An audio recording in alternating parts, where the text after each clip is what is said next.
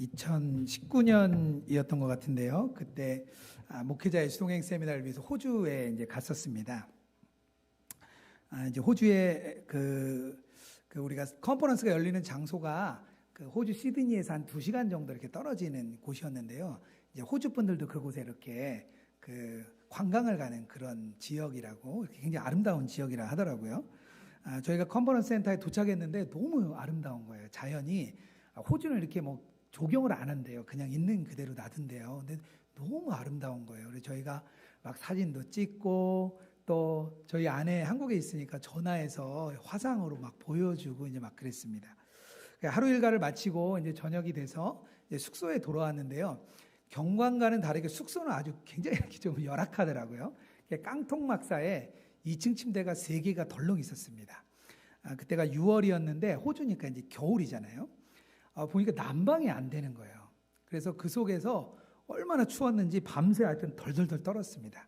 그래서 아침에 일어나서 뭐 경관이 아름다운 건 뭐 둘째치고 너무 추우니까 막 불평불만이 막 나는 거예요. 그렇게 아침을 맞이했습니다. 오늘 이렇게 본문을 읽는데요. 제 그때 생각이 딱 났어요. 어쩜 그렇게 마음이 쉽게 이렇게 변하는가, 제 자신이 먼저 생각이 났습니다. 오늘 출애굽기 15장의 말씀인데요. 그 전의 상황을 보면 이스라엘 백성들이 노예 생활을 하다가 이렇게 출애굽하게 되죠. 그리고 이제 홍해 앞에서 바로의 군대가 따라와서 죽을 뻔한 그 위기에서 홍해가 갈라지고 그들이 홍해를 건넜습니다. 그리고 애굽 백성들은요, 홍해에 빠져서 죽는 일이 일어났죠. 그리고 오늘 15장 앞부분에는요, 그 기적을 목격한 모세가 하나님을 찬양하고 영광 돌리고, 또 미리암과 이 이스라엘 백성들이 막 춤추는 그런 장면이 나옵니다. 그런데 광야로 들어가게 됐어요. 이제 광야로 들어간 지 한 사흘 정도 돼서 걸어보니까 물이 다 떨어졌습니다. 그래서 더 이상 마실 물이 없는데 마라라는 곳에 도착을 했어요. 그런데 그곳에 물이 써서 마실 수가 없었습니다. 그런 곳을 지났죠. 그리고 또 엘림이라는 곳, 아주 이렇게 평화로운 그곳에 또 이렇게 도착을 했습니다. 이것이 오늘 15장에 이렇게 이어지는 우리 본문의 스토리입니다. 오늘 만나게 되는, 우리가 이렇게 보게 되는 마라, 그리고 또 엘림은요, 우리의 신앙 여정을 우리가 이렇게 걸어가면서 만나게 되는 상황들입니다. 인간이 얼마나 환경에 쉽게 좌우되는지 오늘 말씀을 두면 우리가 알 수 있습니다. 이런 상황들을 우리가 이렇게 만나면요, 하나님을 기뻐할 수가 없어요. 그 상황에서는 하나님을 향한 기쁨이 나오지 않는 거죠. 하나님을 기뻐할 수 없는 첫 번째 상황은요, 마라입니다. 가장 먼저 마라에 도착을 하죠. 물을 얻지 못했던 그들이요, 오아시스에 도착했어요. 얼마나 기뻤겠어요. 물이 있는데. 그런데 물을 마셔보니까 물이 쓴 거예요. 그래서 그때 백성들이 모세를 막 원망합니다. 그때 모세가 하나님께 이렇게 요청을 드렸는데, 다행히 이렇게 한 나무를 이렇게 던지면 달게 될 거다. 그래서 그 일이 벌어졌습니다. 메슬로우라는 그 심리학자가 있는데요. 인간의 욕구가 5단계가 있다 그래요. 근데 그 중에 첫 번째 단계가 생리적인 욕구라고 합니다. 이 생리적인 욕구는요, 인간이 이렇게 살아남기 위해서 가장 기초적이고 필요한 그런 욕구예요. 뭐 예를 들면 물, 음식, 그리고 뭐 잠자는 것, 뭐 배설하는 것, 뭐 이런 것들이죠.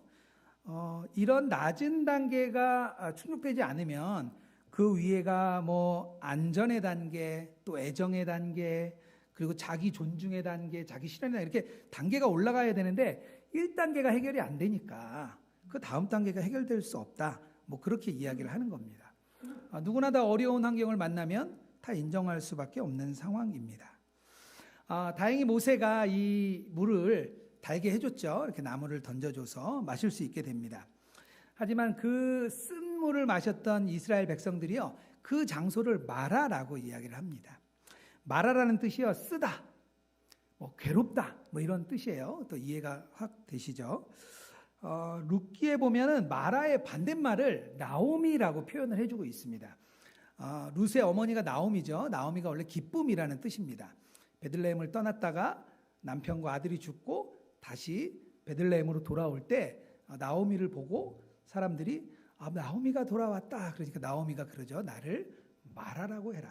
나는 기쁨이 아니라 쓴 사람이야. 난 괴로운 사람이야. 이렇게 이야기를 하는 거죠.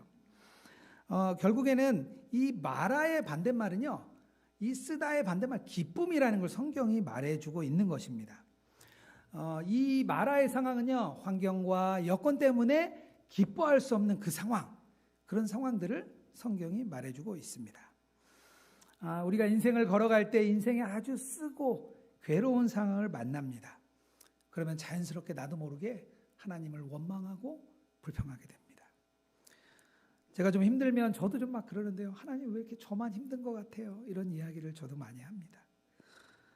당연히 하나님을 그럴 땐 기뻐할 수 없습니다. 제가 선한목자교회에 있을 때 가까이 계셨던 집사님이 한 분 계셨어요. 청년 때 리더로 아주 잘 섬기던 분입니다. 청년부 회장도 이렇게 했고요. 주변의 사람들이 그러지 말고 우리 형제는 신학을 해라 이렇게 말할 정도로 아주 신실했어요. 결혼을 하고 아이도 낳고 아내와 함께 신앙생활을 참 잘했습니다. 그런데 조금 더 이렇게 돈을 벌고 싶은 마음이 있어서 이제 사업을 시작했다가 아주 상황이 어려워졌습니다. 그러다 보니까 주일에도요, 그 일을 위해서 나가게 됐고, 주일을 잘 이렇게 못 지키고 겨우 예배를 드리는 정도의 수준만 이렇게 된 것이죠. 너무나 잘 섬기던 친구였기 때문에 제가 좀 같이 교회 우리 봉사를 같이 하자고 이렇게 요청을 하면 자기가 너무 바빠서 교회 갈 수가 없다는 거예요. 걱정이 돼서 가끔 이렇게 전화를 하면 그 어려움 때문에 그 안에 불평과 불만이 아주 가득 차 있습니다. 가끔 만나보면 얼굴이 아주 검어졌어요. 그 얼굴만 봐도 근심이 가득 차 있습니다. 이런 인생에서 마라의 상황을 만나면요, 우리가 참 기뻐할 수 없습니다. 하나님을 기뻐할 수 없는 또 하나의 상황이 있는데요, 엘림이입니다. 마라를 경험한 백성들이요, 이 엘림으로 하나님이 인도를 하세요. 근데 거기는요, 물샘이 12개나 있고요, 종려나무가 70그루나 있습니다. 뭔가 봐도 굉장히 풍성해 보이죠. 이곳은 하나님께서 마치 천국처럼 이렇게 예비한 곳이에요.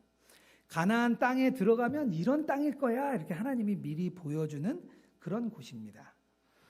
이곳에서 이스라엘 백성들은요, 안식을 누릴 수 있는 그런 장소였어요.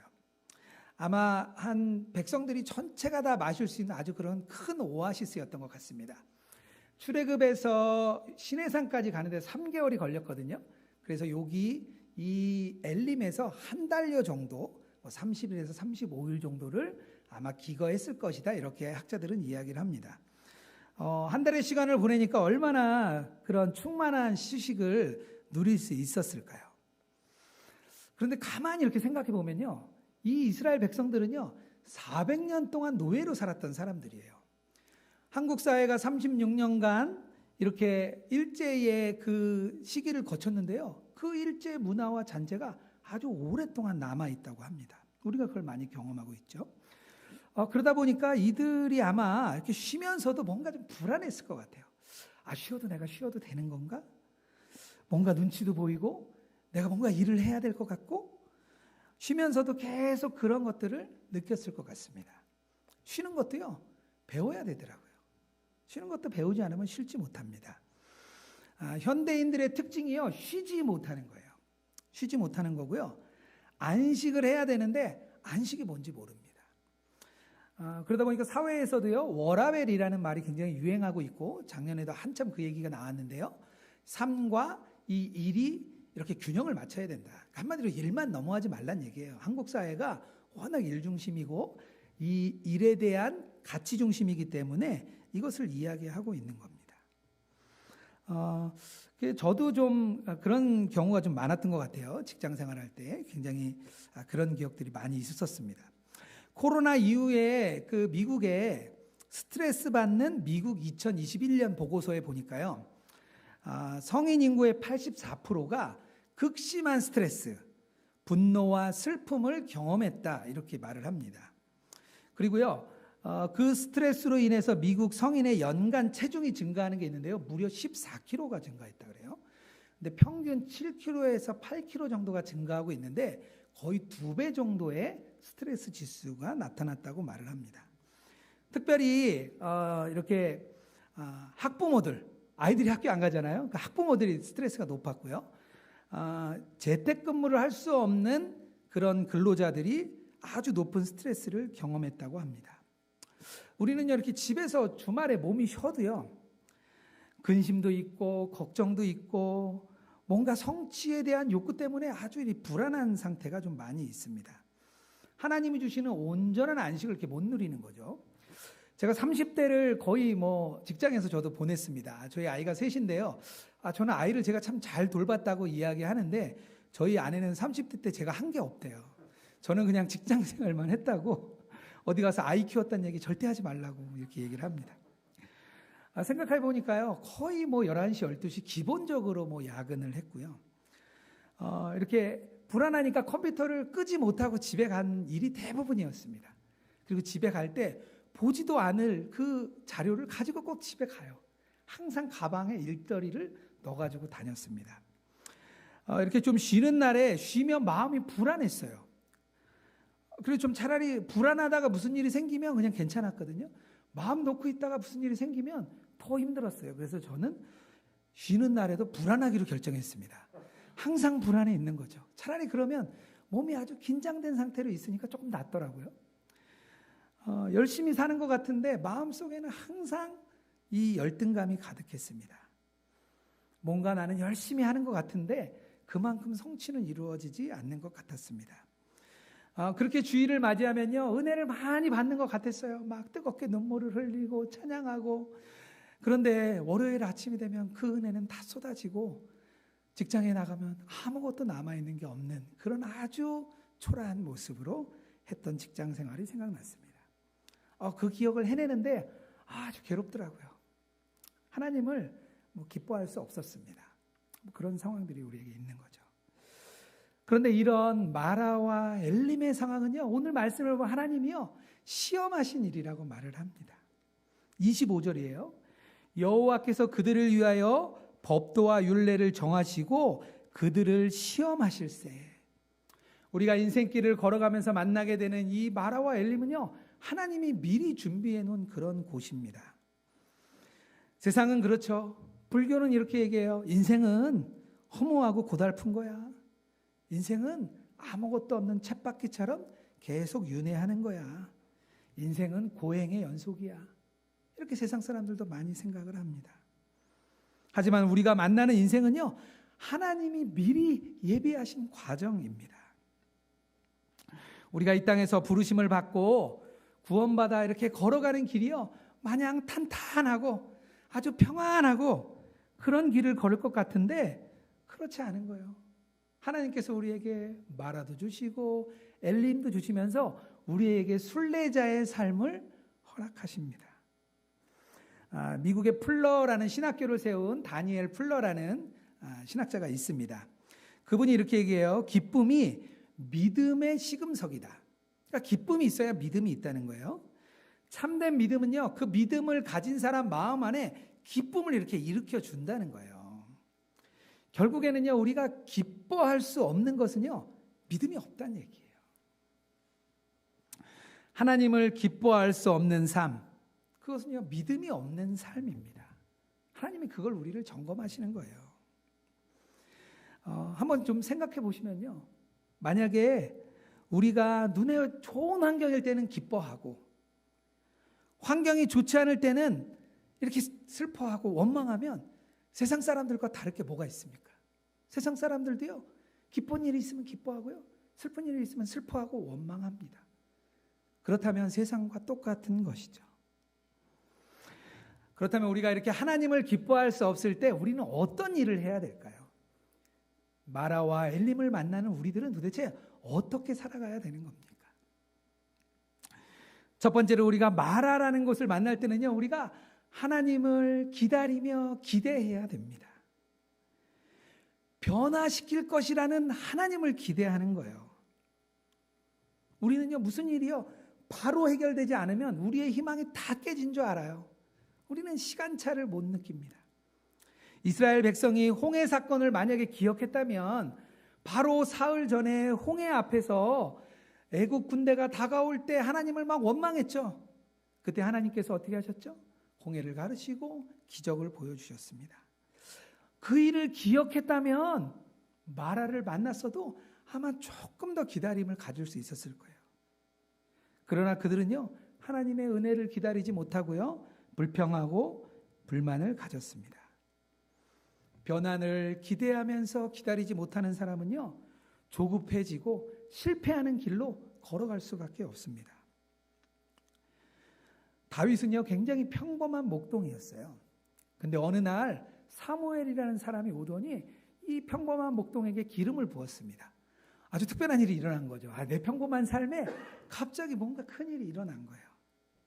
그런데 그 이후로 많은 시간이 흘러서 그는 왕이 되는 과정을 거쳤습니다. 사울이 미쳐서 자기를 막 죽이려고 해요. 사울이 시기 때문에 자기가 도망 다닐 수밖에 없었습니다.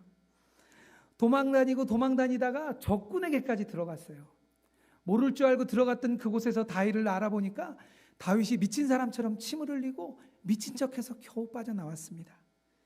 많은 곳을 돌아다니며 아둘람 골짜기에서 숨어서 아주 비참한 상태에 보냈습니다. 시편 31편 11절 12절에 다윗이 이렇게 말합니다. 내가 모든 대적들 때문에 욕을 당하고 내 이웃에게는 심히 당하나니 내 친구가 놀라고 길에서 보는 자가 나를 피하였나이다. 내가 잊어버린 바 됨은 죽은 자를 마음에 두지 아니함 같고 깨진 그릇 같으니. 하나님이 자기를 잊어버린 것 같고 주변의 이웃들이 자기를 막 피하지만요, 그는 하나님을 기다리며 기대했습니다. 그리고 많은 시편을 이렇게 남겼죠. 그 긴 10년이라는 시간이 왕으로 준비되는 시간이라는 것을 이 다윗은 뒤에 가서 알았습니다. 하나님이 가장 기뻐하는 그런 왕으로 다윗이 세워졌죠.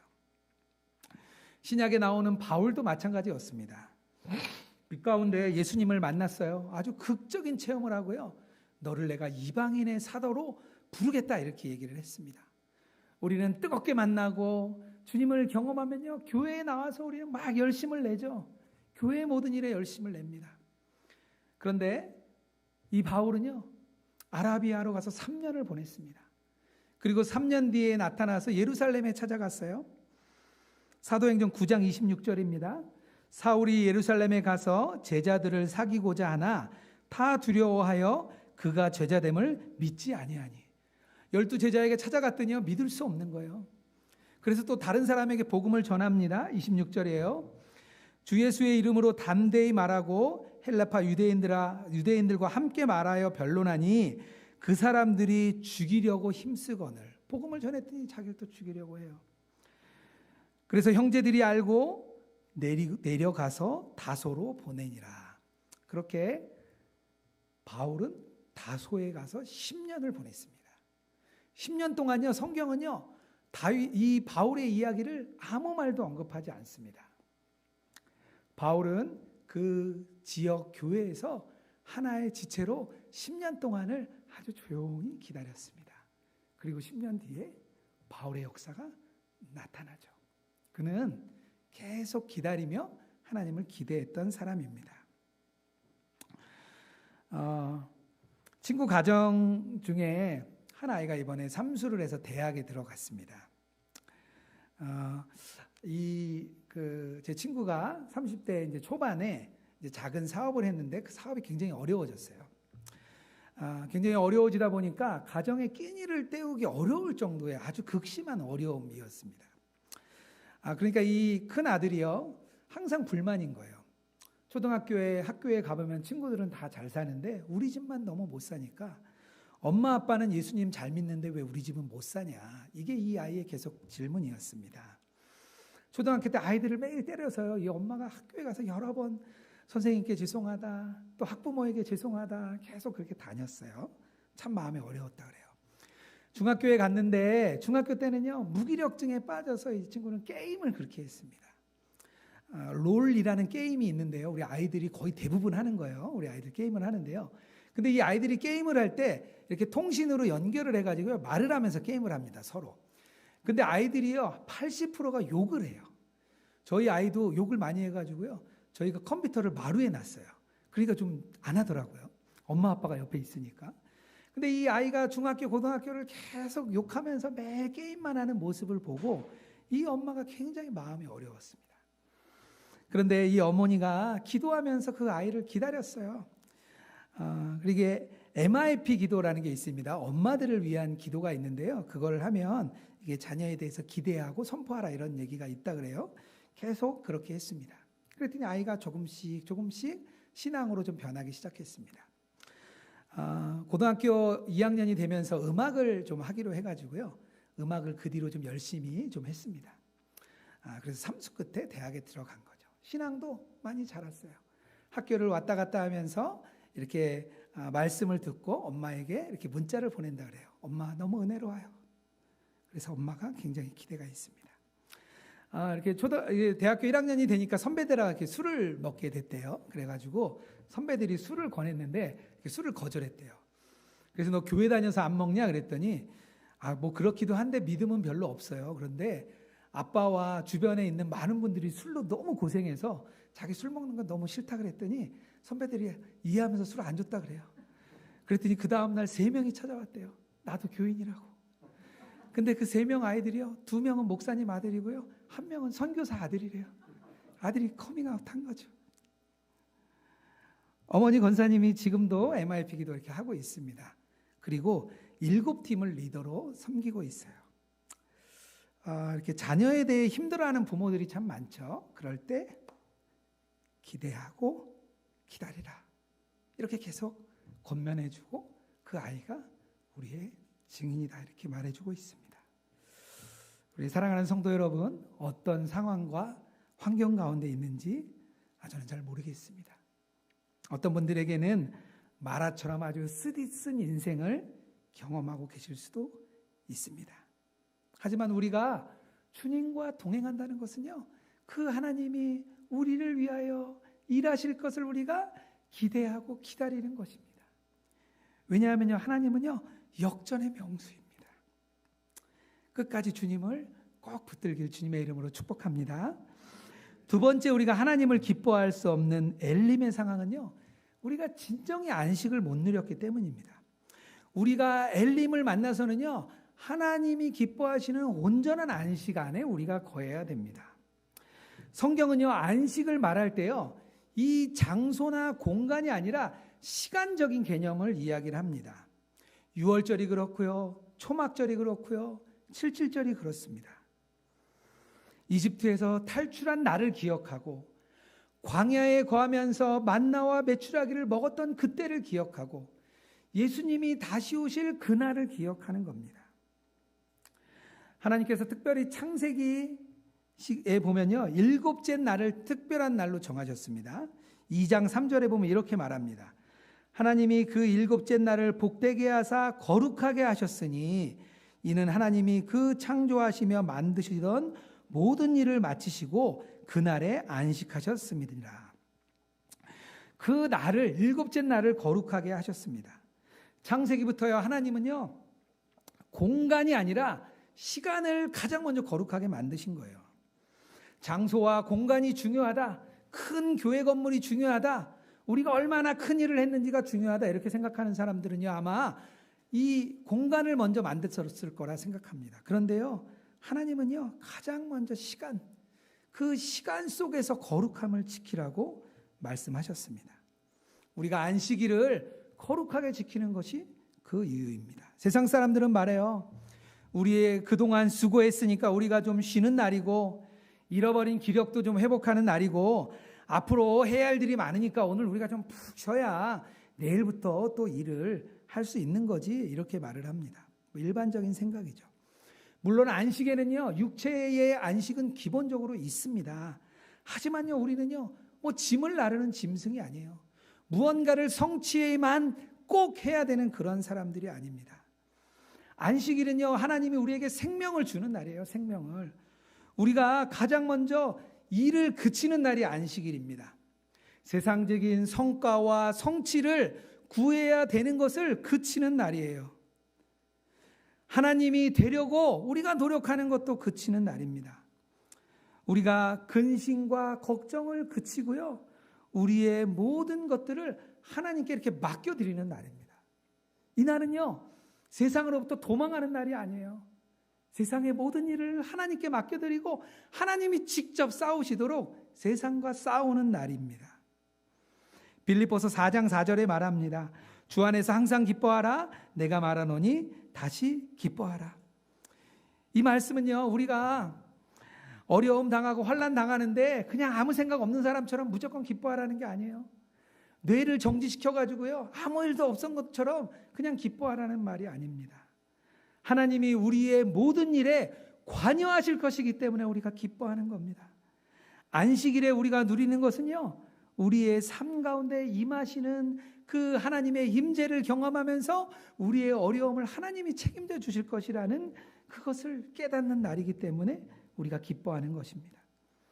주일 예배가 기쁜 거예요. 그래서 이 예배는요, 하나님과 그 만나는 그 안식이 아주 이렇게 폭발하는 그런 시간입니다. 유대교 랍비 중에 시므온 벤 요아이라는 사람이 있어요. 그분이 이런 말을 합니다. 안식일이 아무리 숭고하다 해도 그 자체로 충분한 것은 아니다. 안식일의 영적인 실제는 인간과의 교제를 요구한다.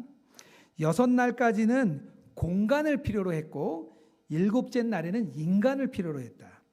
이스라엘이 안식일에 배필이 되어야 됐던 이유가 그 때문이다. 하나님이요, 6째 날까지는 공간을 만드셨고요, 7째 날에는 관계를 원하셨습니다. 이 안식은요, 우리만 진짜 안식하기 원해서 오는 게 아니고요, 하나님도 원하시는 그런 안식일입니다.